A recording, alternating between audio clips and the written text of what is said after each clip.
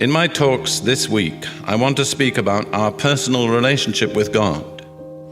In particular, I want to focus on one aspect of our character, which is essential for a right relationship with God, one which is seldom mentioned in contemporary Christianity and is little understood by most Christians. And yet, as I say, it's essential for a right relationship with God.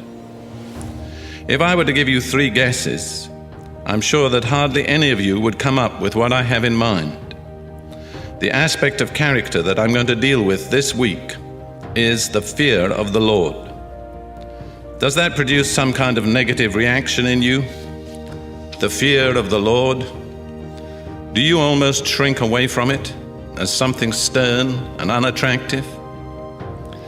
If you will be patient and open-minded, I believe that I can show you in my talks this week that there is no element of character or Christian experience more to be desired and more rewarding than the fear of the Lord.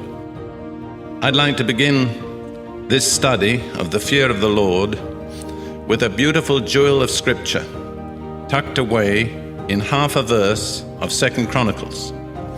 You know, sometimes the most precious jewels of Scripture are hidden in little half verses here and there, and unless we read carefully and attentively, we tend to pass them by and miss them.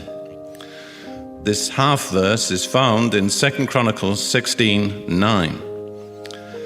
The King James Version, which is very beautiful, says this: "For the eyes of the Lord run to and fro throughout the whole earth, to show himself strong in the behalf of them whose heart is perfect toward him." The New International Version says, "For the eyes of the Lord range throughout the earth, to strengthen those whose hearts are fully committed to him." So God is looking for a man whom he can strengthen, whom he can stand by. But it's the eyes of the Lord that are running to and fro, or ranging throughout the earth, looking for such a man. What are we to understand by the eyes of the Lord?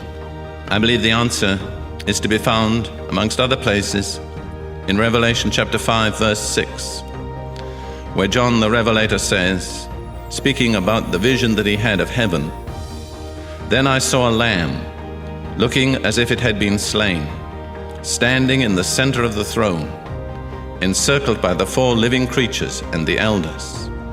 He had 7 horns and 7 eyes, which are the 7 spirits of God, sent out into all the earth."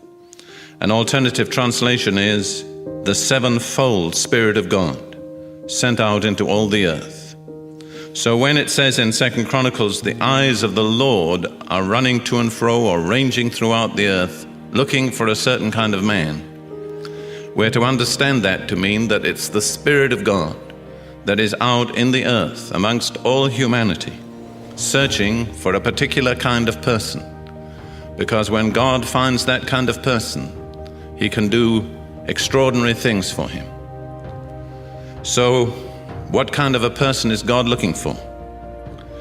I think it's important to bear in mind that really we don't have to coerce God into helping us or blessing us.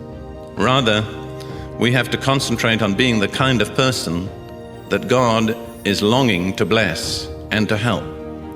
And God is looking for a certain attitude of the heart. What is that attitude? The Scripture says, a heart that's perfect toward God. Or it says, those whose heart is fully committed to him. So, what we're talking about is a heart that's fully committed to God, that's perfect. The word perfect doesn't mean necessarily that you've arrived completely, but it means that every area of your heart is right in its attitude and relationship to God. That there's nothing in your heart that's being held back from God.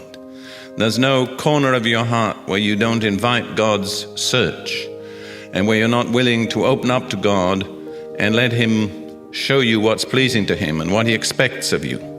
So we're thinking today of a heart perfect toward God, a total commitment to God that holds nothing back, that's unreserved. God's looking for a person like that.